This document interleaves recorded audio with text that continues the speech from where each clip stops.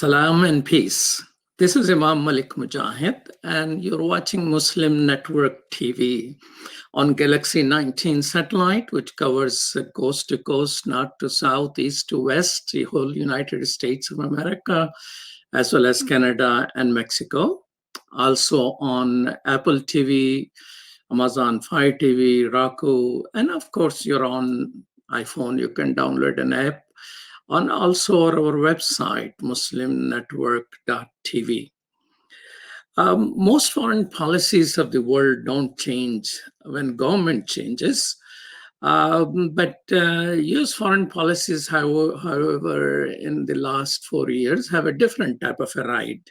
So it's a good question to ask what changes President-elect Biden is going to bring. He's a more predictable person, has been in politics for 47 years, which I didn't know how to count, but Trump knows how to count, and he told the whole America about it, but he got elected anyway.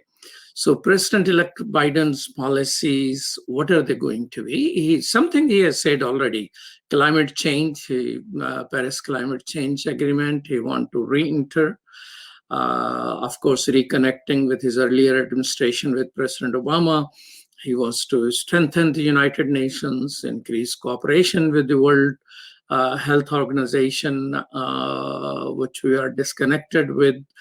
And maybe United Nations, some people will be hopeful that he will increase some funding from the US as well for that. And he, going to be better with NATO and Western allies and all of that. But maybe on China, he will continue some of the existing policy.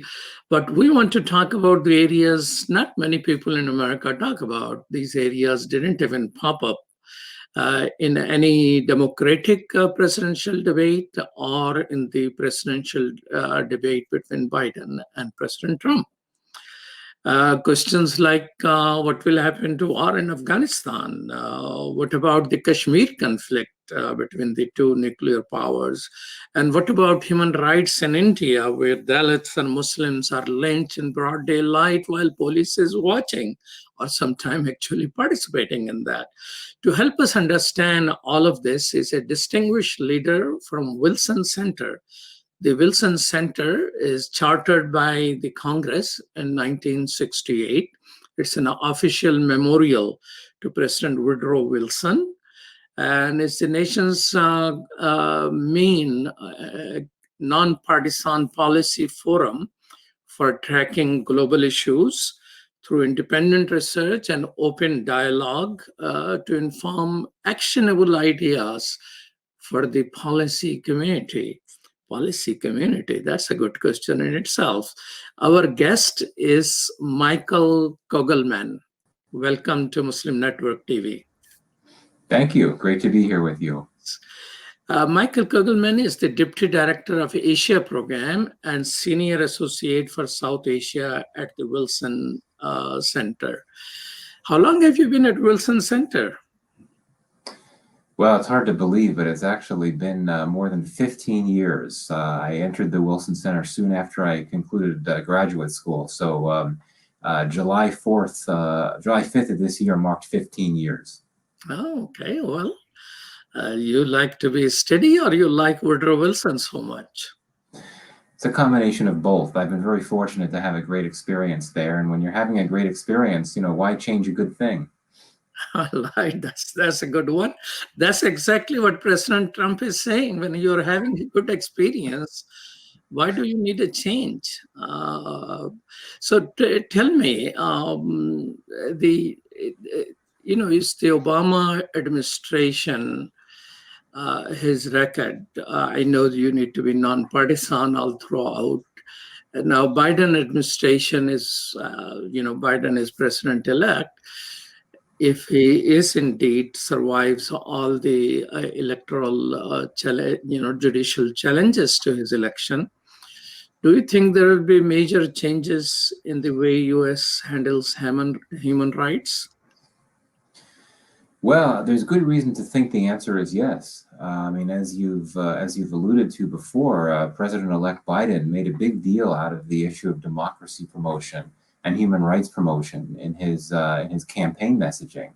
He didn't really focus all that much on foreign policy in his campaign, which is not unusual. I mean, U.S. presidential elections tend to be focused on domestic issues, and certainly given everything that's going on in the United States now, particularly with the pandemic and the economic crisis and the racial tensions, one would expect Biden to focus mostly on domestic issues. But he did say on a number of occasions that one of his big goals, one of his big foreign policy goals, is to strengthen democracy and strengthen human rights at a moment when both are under significant assault around the world. But of course, the big question is, when does the realpolitik aspect of this take hold? I mean, he could talk a good game about wanting to focus more on strengthening democracy and strengthening human rights, but if he does that, will he really be consistent? And will he be willing to criticize countries out there across the board everywhere that are not doing a good job with democracy and human rights? Or will he be selective and only focus his criticism on the countries that tend to be rivals of the United States? I think that's a big question that will play out.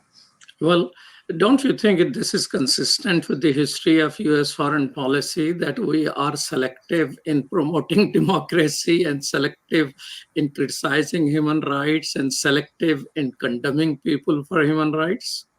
Oh, absolutely. Yeah, you're absolutely correct. I think it comes down to the idea that outrage is always selective, that the U.S. government will naturally call out human rights violations where it wants to call them out. And if you look at this most recently, the plight of the Uyghurs in China is very troubling, to be sure. And the Trump administration has been relentless in criticizing the treatment of Uyghurs, because China is the key U.S. rival now.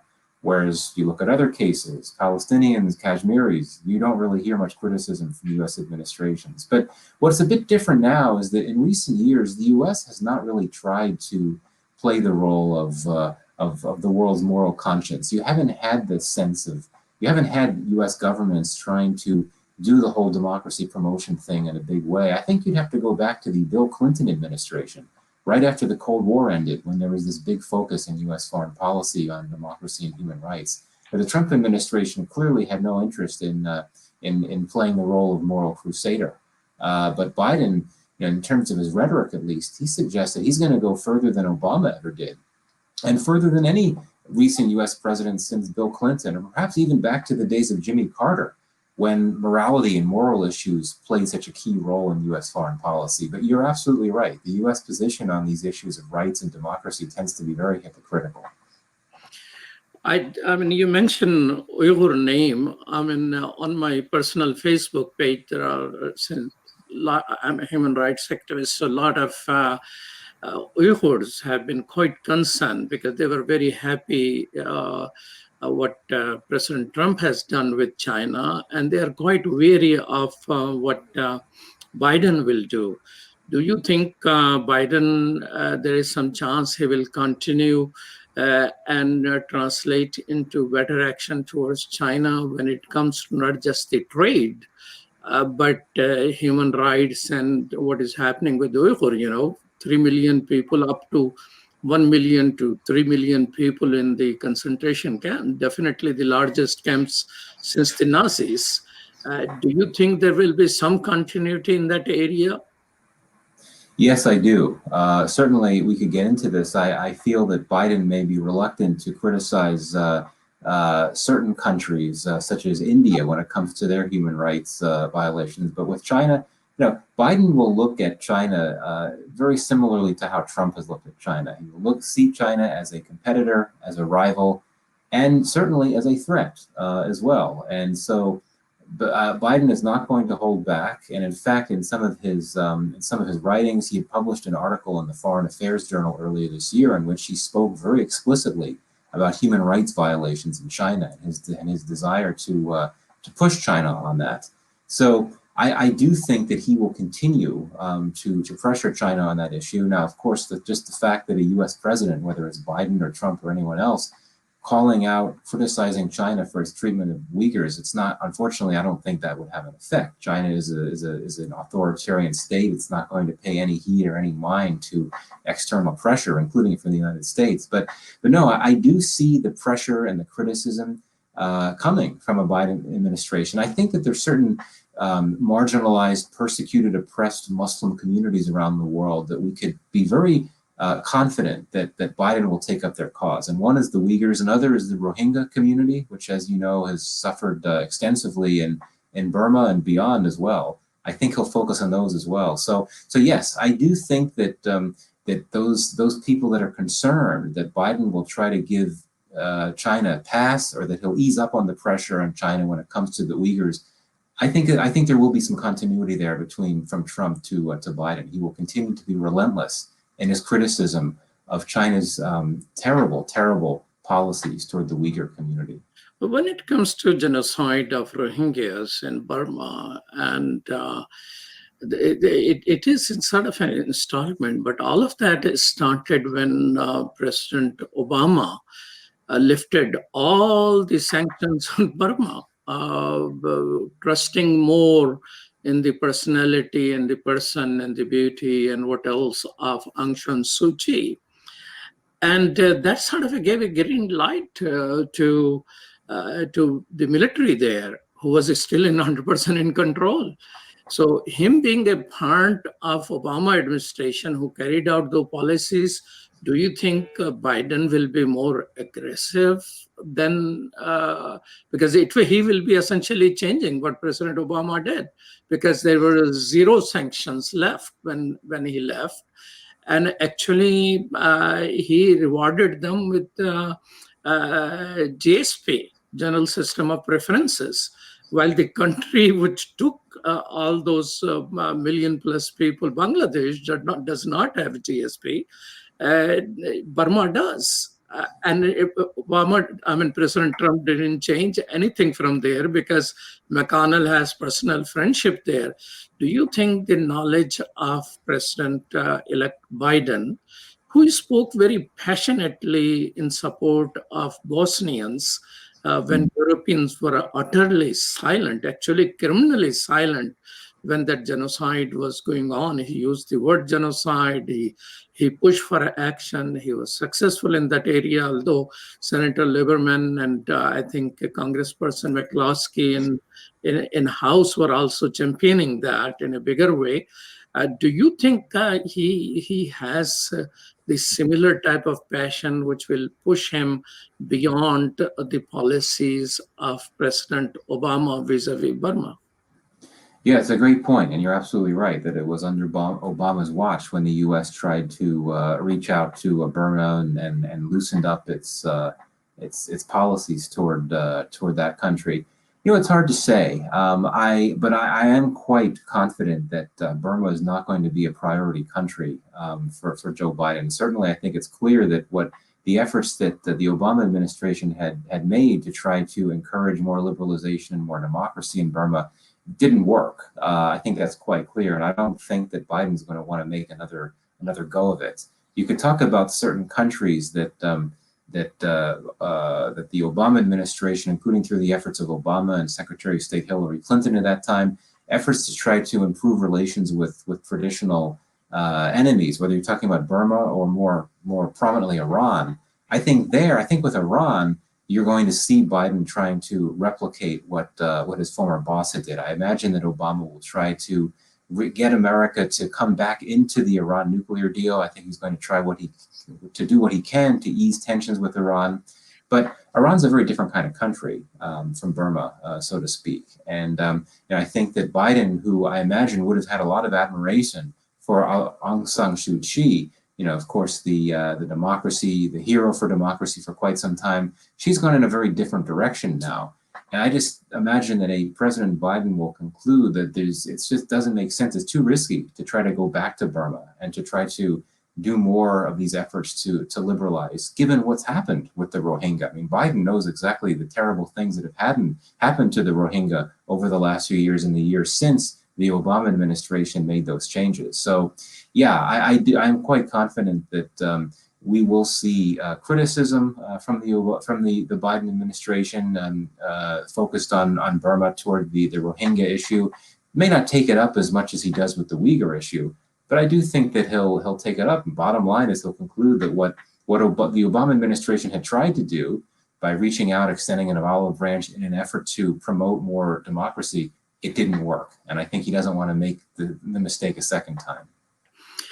You know, Indian media is talking about what to expect, and they have high expectations that whatever Trump did, those policies will continue because Biden was the one who got the nuclear deal passed through Senate, and he was in the Obama vice president when Defense Pact came into being. One of the small expectation I was surprised to see was that the Trump canceled their GSP, General System of Preferences, and is Biden going to restore that? Do you have any idea if Trump administration did that? Because Christian missionaries all over the country are crying that India is persecuting Christians and, of course, Muslims and Dalit. That's how their GSP got canceled on the human right basis, or it was more President Trump's consistent policies of doing a hard bargain on trade?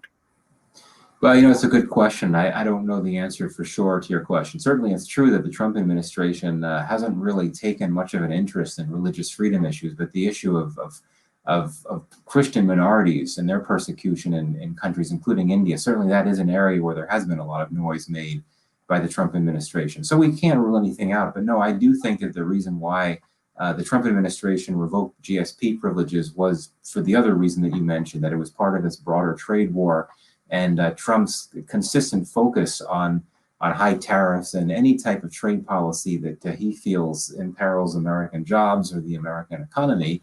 And indeed, he did sense that India had very high tariffs on certain goods, including, of all things, Harley-Davidson motorcycles, and he was very unhappy with that. And there had been this is true. There had been a series of negotiations. That seems to be a personal thing for him.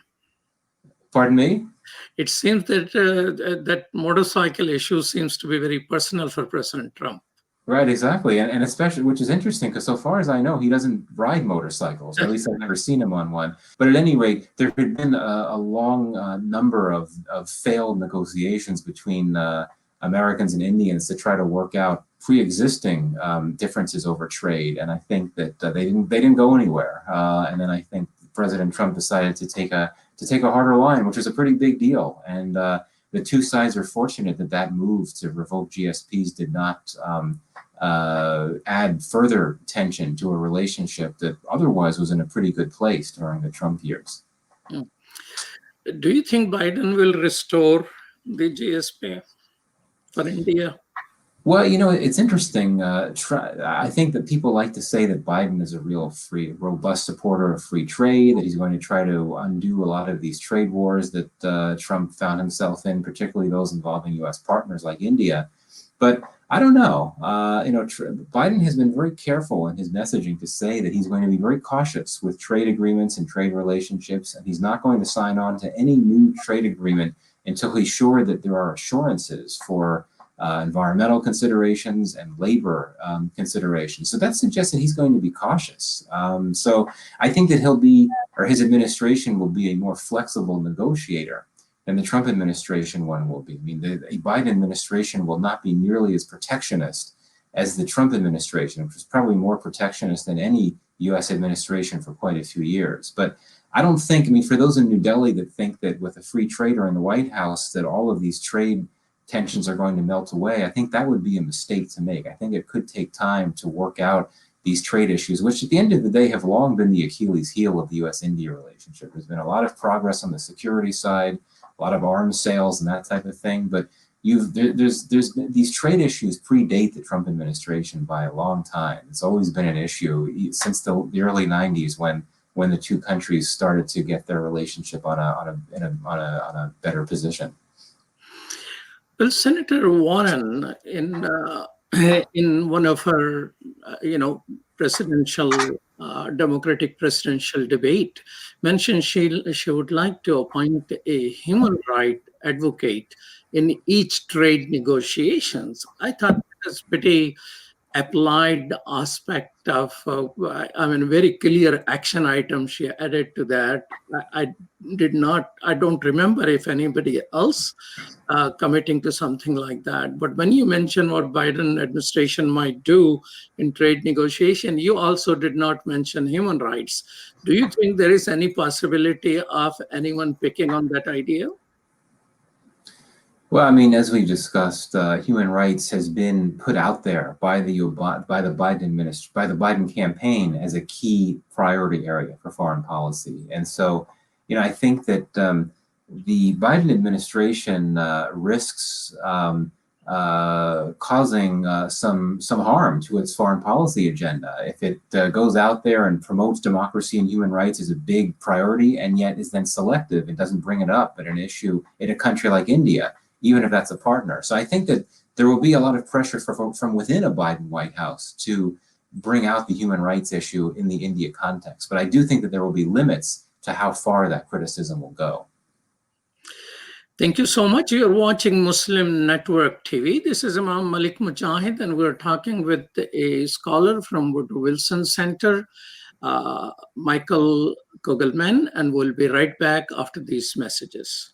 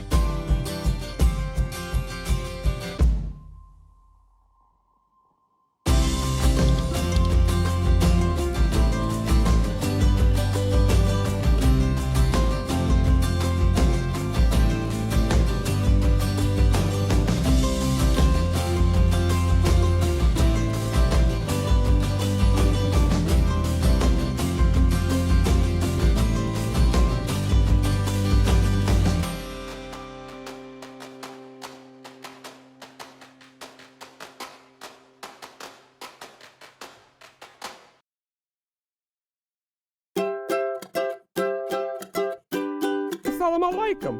My name is Adam. You remember me? I appeared in so many episodes that Sound Vision has put on the market. No matter what. Hey, what's happening? Hey, oh, sorry. Lockdown is what it is. Well, continuing here. In this lockdown, Sound Vision never stops thinking about you, the viewer. We'll have to get back into production again, online and inline. Everybody in their own space, even me. Although I'm stuck with Lanisa. Salam! Salam! Salam! I know, you were shocked too. Well, let me continue. This is what I was going to say. Salam! Salam! Salam! Cut! Finally, I get my own screen time again. Thank God. And so we invested in new equipment to bring you even better production with new songs and new singers and animations. Well, here are a few clips.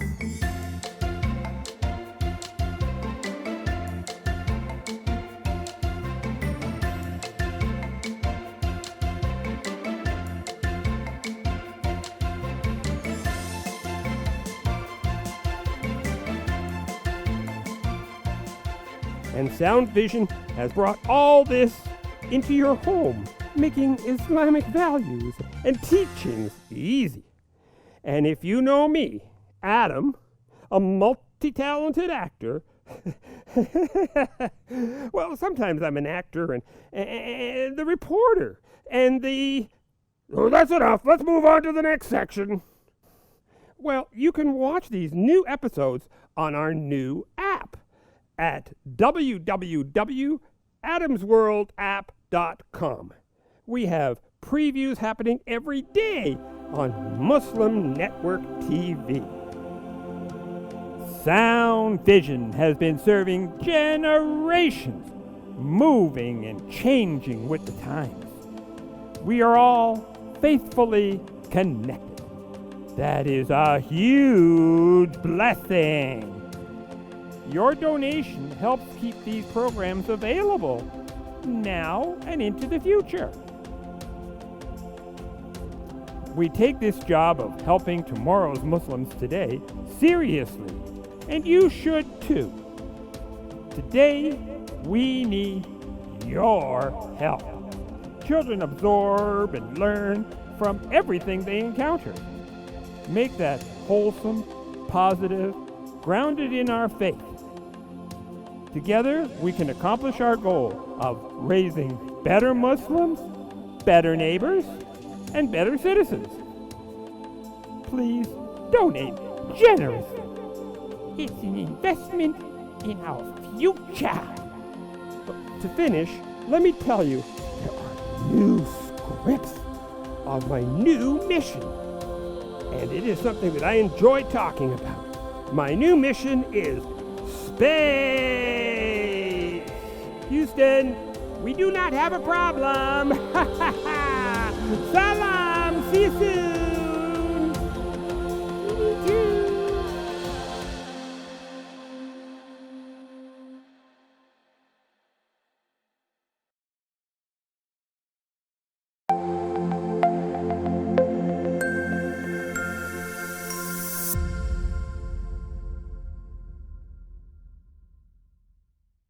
Welcome back to Muslim Network TV. This is Imam Malik Mujahid. I'm back with Michael Kugelman from Woodrow Wilson Center. I keep saying Woodrow Wilson Center. Was there a name change, or there is some other institution with Woodrow Wilson name? Well, I mean, our formal name is Woodrow Wilson International Center for Scholars, but the idea is that's a bit of a mouthful. So the idea was to come up with a shorthand to call it the Wilson Center. But yes, we are oftentimes confused with the Woodrow Wilson School at Princeton. And I'm happy to be mistaken for a Princeton institution, but that's the one that people confuse us with the most. Okay, all right. Yeah, I was in a think tank meeting in France, and ACLU secretary was with the secretary of their board, and her job was at Wilson Center, and we talked quite a bit about that. And she sent me some books she has written about, I think, some Palestinian and Israeli women. She herself was of Jewish heritage, and she was very proud of her work there. Tell me this, a little bit about Afghanistan. What are the current U.S. goals in Afghanistan?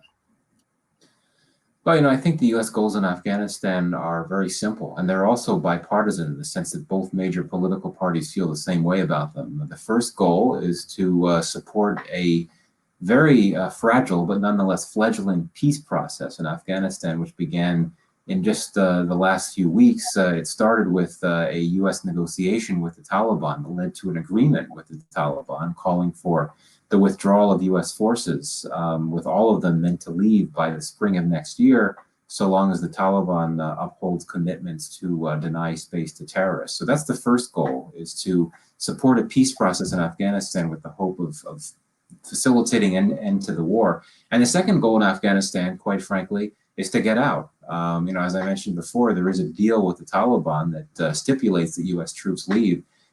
As I'm sure you would know, the U.S. war in Afghanistan, it's barely discussed here in the United States. I mean, it comes up in the headlines sometimes, but it's barely discussed. It's very unpopular here in the U.S. And Biden certainly will want to get out. Trump had wanted to get out, but the challenge will be how to pursue that goal in a way that it doesn't make people think too much about the very ugly U.S. withdrawal from Vietnam. The idea is to develop some type of withdrawal plan in which U.S. forces can withdraw gradually and peacefully, and preferably with violence not taking place on the ground as those U.S. troops withdraw. Because a lot of critics think that the U.S. simply got a deal with the Taliban that amounts to a surrender. It basically stipulates that U.S. troops are going to get out at a certain time, even though there's no guarantee that the war will end when they do.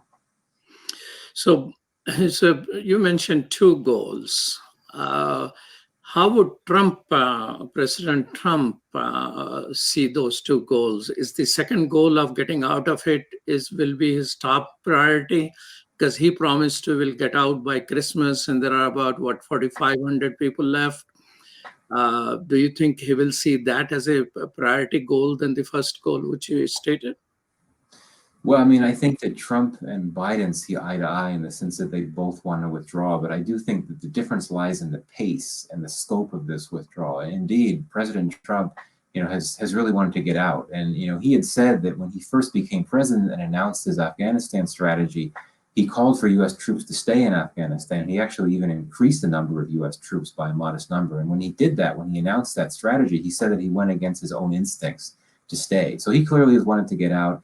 Now, of course, when he announced by tweet that he basically wanted to bring all U.S. troops home by Christmas, that was really a political message, not a declaration of policy. He was trying to get support from his rank and file who don't support the idea of extended military presences around the world.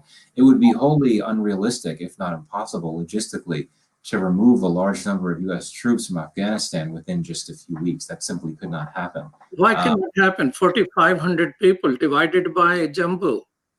Yeah. And we're doing 10 flights.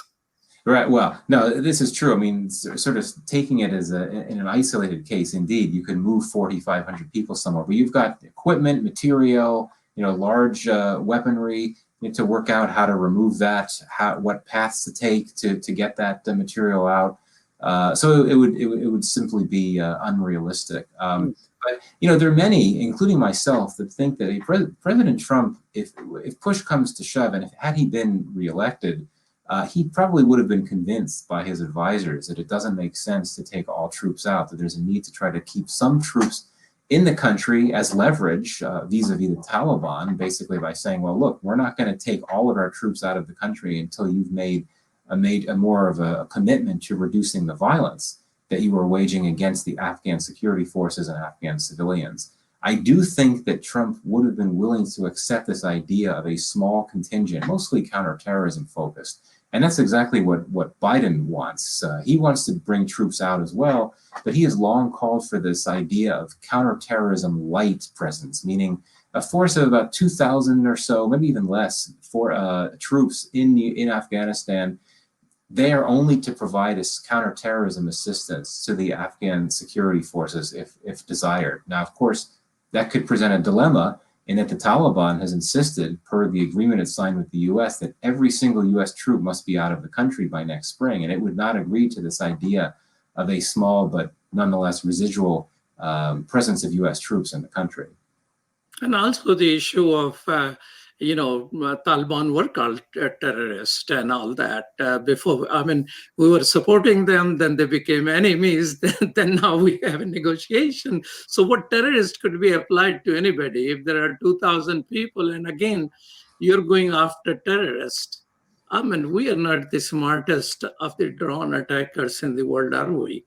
I mean, we eliminated wedding parties through drone attacks and things like that. So differentiation between a gentleman with the shalwar kameez, Afghan dress, a terrorist will dress that way, and so is the different factions of Afghanistan. And sitting in somewhere in Wisconsin, operating a video machine to kill people. When fighting terrorism is going to create the type of environment in which more terrorists will prevail. So the question will come, then people will start attacking those 2,000 US troops that, hey, these are the people who are killing us. So war and terrorism, don't you think it is going to be a very difficult type of decisions in terms of policy and the war technology?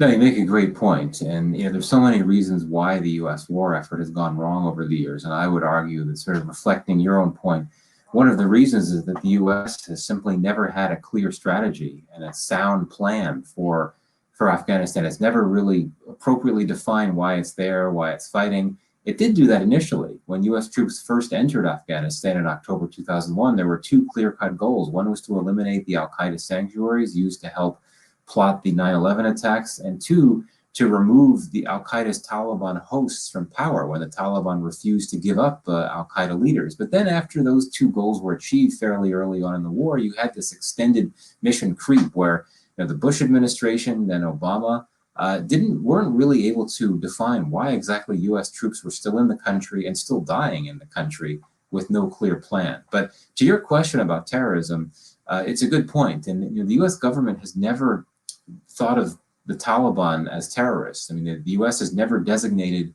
the Afghan Taliban as a terrorist organization. But when you hear this focus on counterterrorism, the focus is really directed toward the ISIS terror group, Daesh, which, as you know, had for quite some time been doing horrible things in Syria and Iraq and beyond. About 5 or 6 years ago, it established a faction, an affiliate in Afghanistan. And it's done some pretty horrible things. It's staged a number of attacks. It's been able to carve out a bastion in Namgarhar province in eastern Afghanistan.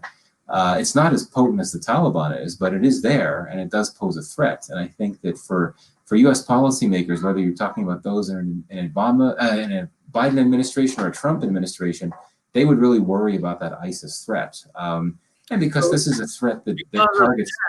Right now, according to recent news items, that the United States is providing air support to Taliban action against the ISIS presence in Afghanistan.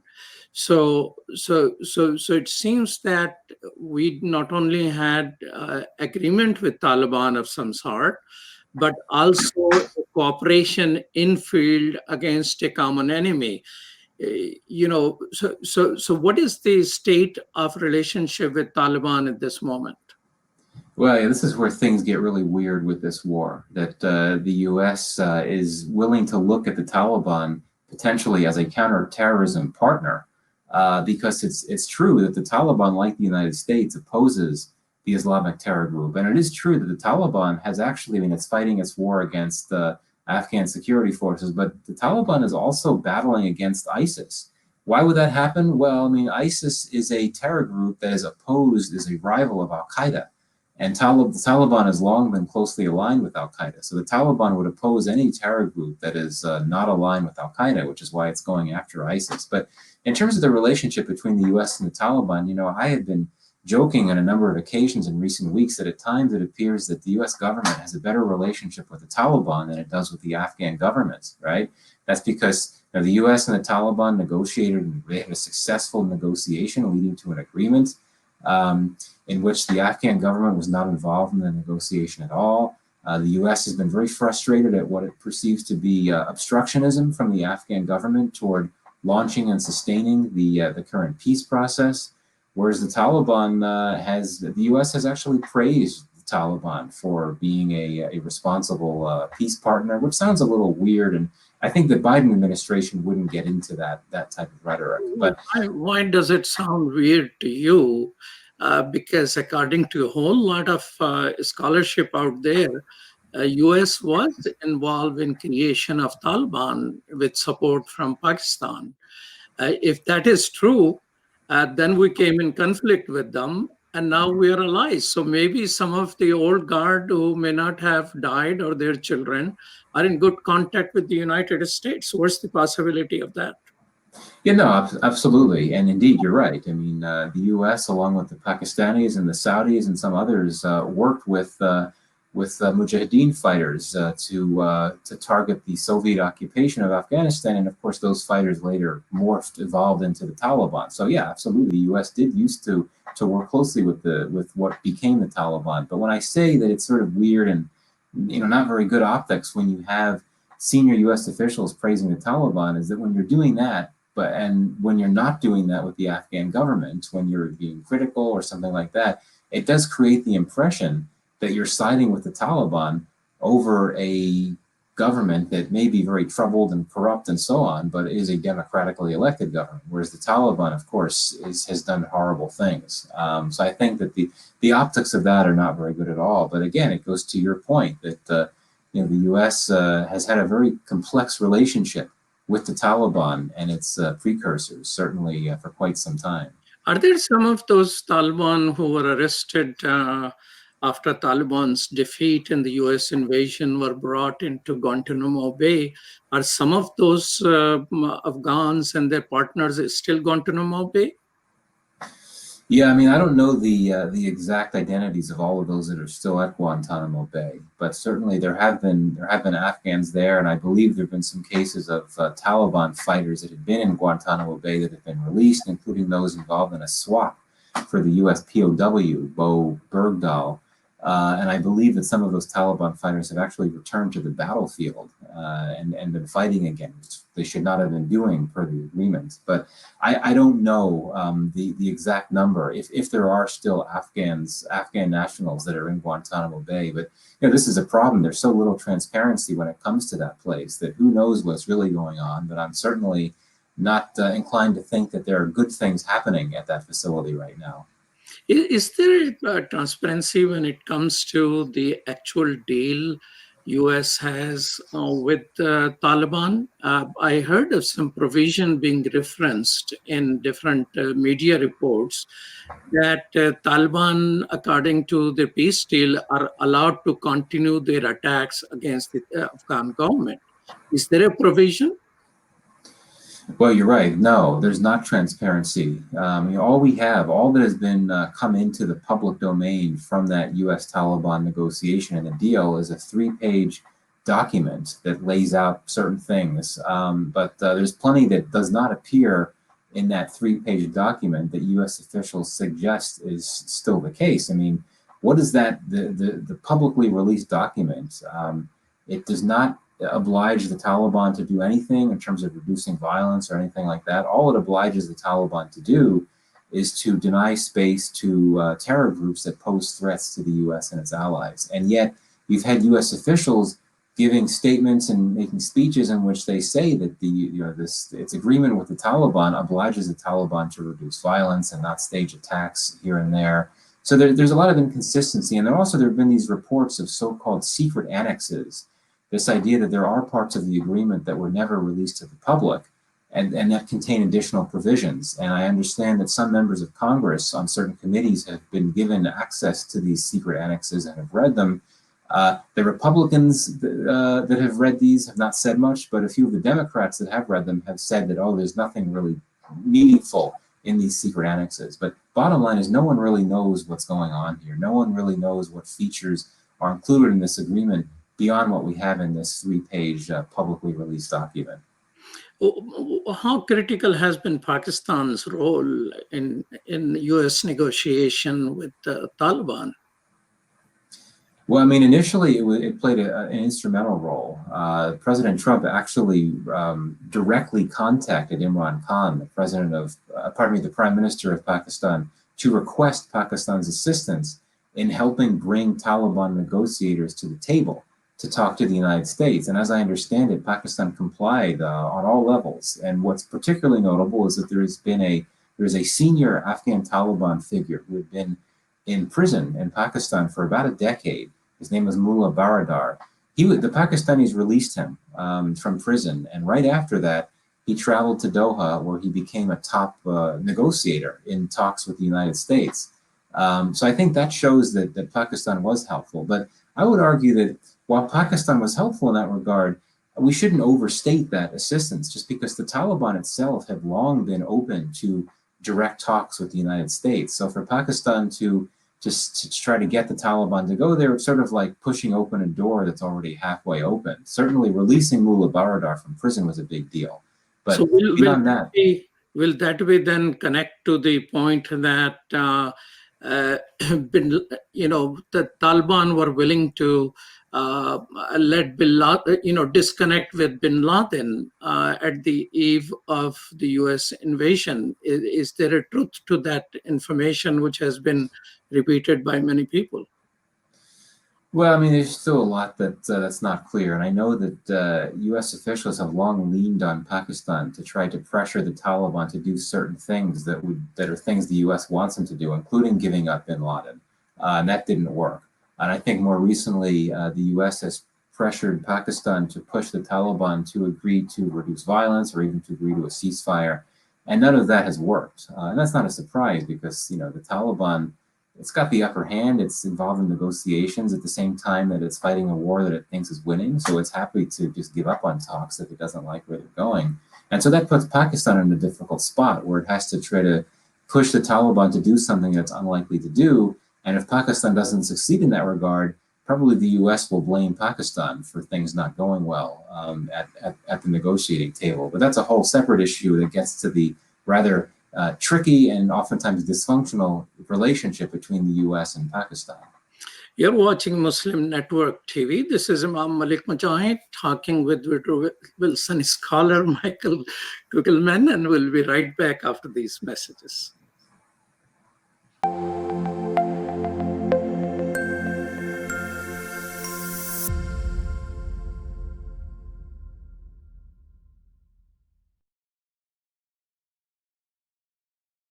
My wife, she's a professor at the University of Cincinnati, who's Catholic, and by her watching and listening to our 3-year-old son watch Adam's World, she ended up taking Kalima Shahada. She embraced Islam because she learned so much about Islam and the other prophets. It really affected our life in a great way, and because of Sound Vision and Adam's World, we're Muslims. I took my Shahada 15 years ago, and I actually am from a rural part of Ohio. And so I found the catalog for Sound Vision, and I ordered the tapes and the CDs and the books, and I used those, and especially for my little daughter, that's how we basically learned our Islam, and Islam entered our hearts through the wonderful works of Sound Vision.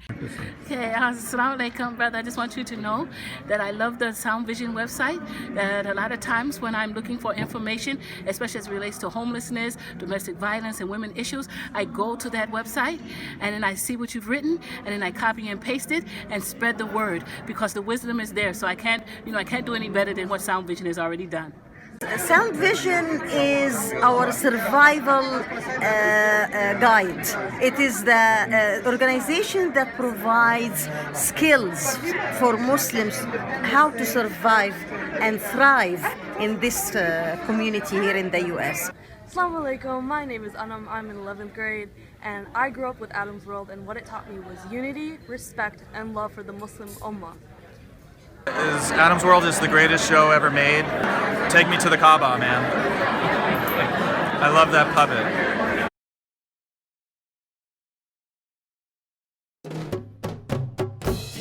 Assalamu alaikum! Open up your eyes. Assalamu alaikum everyone, it's your brother Zain Bika from South Africa. One of the first educational programs ever produced for Muslim children was the ever popular Adam's World series. The colorful and comical Muslim puppets stole the heart of a generation. Sound Vision will be releasing brand new episodes of Adam's World with the launch of a Adam's World app.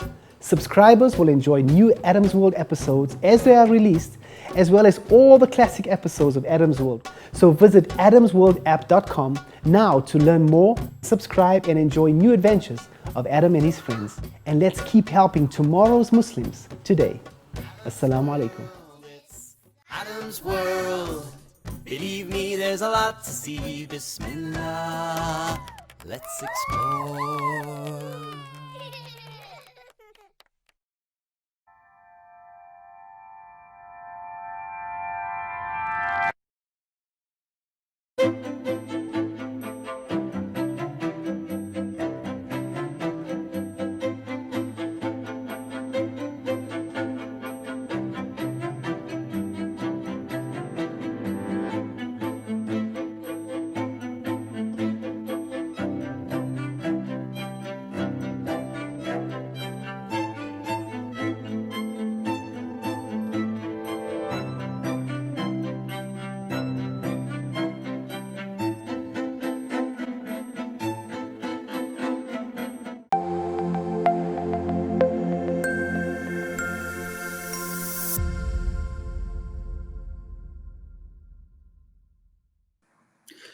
Welcome back to Muslim Network TV. This is Imam Malik Mujahid. I'm talking with Michael Kugelman of the Wilson Center.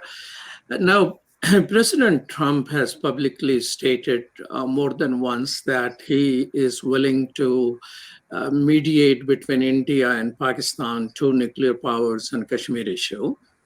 He has also said that India did not like the idea, which India, in terms of dialogue and conversation with Pakistan, it seems to continuously abstain or deny. Now, Biden has issued several statements about what India is doing in Kashmir. Do you think President-elect Biden will have any difference result or any other effort? Do you think he will invest any of his capital, being a long-term friend of India, to have some settlement and relationship with Pakistan on Kashmir issue? Well, I know that Pakistanis hope that the answer to your question is yes. I don't think that we should get our hopes up, so to speak. I really don't think this is an issue. Kashmir is not an issue that Biden is going to want to push. This is an issue that most U.S. administrations don't want to touch with a 10-foot pole. And particularly in more recent years, as the U.S.-India relationship has continued to grow and as there's a bipartisan consensus that's emerged in Washington, it's important not to rub India the wrong way, not to antagonize India. And there's no better way to antagonize India than to put yourself out there and suggest that you want to be the one that mediates a solution to a dispute that for India is not even a dispute anymore at this point. And I would argue that Trump actually did not really go against longstanding policy of not getting involved. I mean, yes, you're right. Trump did say several times, I think 2 or 3 times, that he would be willing to mediate. But he would couch that in this caveat that he would do it, he would mediate if both sides ask. And of course, India will never ask. So to me, that seems like it's not really an offer of mediation. If you're basically saying something that you know is not going to happen, India is not going to ask. But in terms of Biden, getting back to the point we discussed earlier in our conversation about the issue of rights, I think that if a Biden administration is to invoke the issue of Kashmir, it would be in the context of rights. It would not be in the context of territoriality or the Kashmir dispute itself. It would be in the context of rights. I think that we could expect perhaps a Biden White House to bring attention to the fact that you've got 7-8 million Kashmiri Muslims in the Kashmir Valley that live in terrible conditions and are oppressed in a context that many people describe as an occupation. Biden would not describe it as an occupation, but I do think that if he were to bring up Kashmir, it would be in that context of the human rights violations that take place every day. Do you think there is any chance that Kashmiris themselves will have a voice in this matter, or it will be just India dictating the opinions they have? Well, I think you've hit on such an important point, and this is something that I try to bring home so much. I feel that Kashmiri views are so often undermined, if not silenced, and hijacked by these dominant narratives that are put out there by not just India, but also by Pakistan.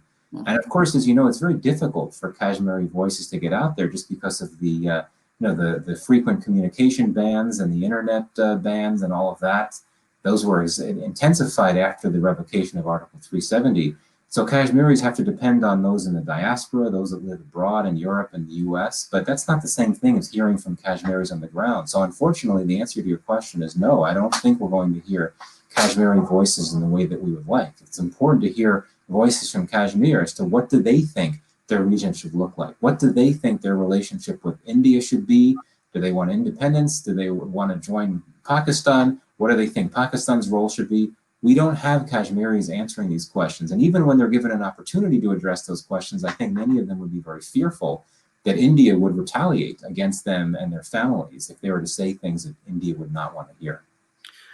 Well, India's issues of human rights are not limited to the occupation of Kashmir. And India and Pakistan both have statements, but not voices of Kashmiris, which are clearly there. I agree with you there. But India's issues of human rights are broader. I mean, broad daylight lynching of Dalit who are former untouchables takes place, and so is of Muslims. Attacks on places of worship takes place. But when the U.S. International Commission on Religious Freedom, Yusuf, tries to go there, they are not given a visa even to visit India. When U.S. Senator wants to go to Kashmir, he is not allowed to enter Kashmir. Now, Amnesty International, for God's sake, how come Amnesty International is biting India? What is happening in India when it comes to human rights? Well, I think that we're seeing the manifestations of a government that reflects very strong authoritarian tendencies. I think that's quite clear. And some of the issues that you mentioned, I mean, the lynchings, the communal tensions and the communal violence, that of course has always been there, festering either below or above the surface. I mean, there have been horrific communal riots that have taken place on a number of occasions over the years. But what you have now is a government that really subscribes to this idea of Hindutva, Hindu nationalism, trying to elevate the position of Hindus in both society and politics to the detriment of the very large religious minorities in India, mainly the Muslim community, for sure. And I think the concern is that India is starting to undercut the secular pluralistic traditions that are meant to be protected by its constitution. This is certainly very concerning. And I think what's really worrisome is the rhetoric coming from very senior Indian leaders, not necessarily Modi himself, but someone like Amit Shah, as interior minister, who's probably the second most powerful political figure in India, saying things like referring to Muslim migrants as termites. And if you have the chief minister of one of the biggest states in India saying that he hopes that Muslims drown in the rivers, I mean, this is just incredibly nasty, overt hate speech. It doesn't get any worse than that. And I fear that has emboldened hardliners to look for Muslims and attack them, that type of thing. Very, very dangerous. Very, very dangerous. So yeah, I mean, it is known. I mean, first time probably in American media, some of those news is coming out as well. But the prestigious institution in Washington, D.C., Genocide Watch, has issued 2 genocide alerts on India, on Assam as well as Kashmir. But do you think human rights in India is going to be one of those countries where Biden administration is going to ignore human rights and focus on relationship with India in terms of selling more arms and ammunitions and nuclear cooperation, and maybe debate a little bit on the trade? Is it going to be one of those untouchable country when it comes to human rights in India? So first, I just to clarify one of my points, I would not argue that human rights violations in India are going to get to the point of a situation where we have to worry about genocide. You're talking about huge numbers of people that would have to be impacted, huge numbers of people that would die. I don't think we're at that point. Certainly not to understate the seriousness of human rights violations. To your question, as I said earlier, I do think that the Biden administration will be much more willing to call out India for its human rights violations, not just in Kashmir, but in terms of new laws, new policies that discriminate against minorities, against religious minorities. I think you will get criticism from the Biden White House, but there won't be all that much of it. And when you have it, I think that the tone, when it's expressed publicly, will be relatively muted. And I think that Biden would look as a guide to what his former boss did 5 years ago, Barack Obama, when he made a trip to New Delhi as president. He made a speech, I'm sure you remember this, he made a speech in New Delhi in which he very gently called out India for its religious freedom record. And even though it was very gentle, it was very subtle, it was very restrained, even that got a lot of people in New Delhi angry, which shows the degree of sensitivity here. So Biden won't hold back, but he's also not going to go all out either with his criticism, just because it's a very simple matter. This is cold hard interests winning the day here. That for any U.S. government, whether controlled by Republicans or Democrats, will see India as a key player that is going to work with the U.S. to try to counterbalance what's perceived as a rising threat posed by China in the Indo-Pacific region. So it has been a long-term continuity in that policy between multiple administration. One of the things which irks Pakistani tremendously was when President-elect Biden's boss, Obama administration, started calling AFPAC. They simply hate it, and negotiation will not go forward. Do you expect that AFPAC will be coming back? Yeah, good question.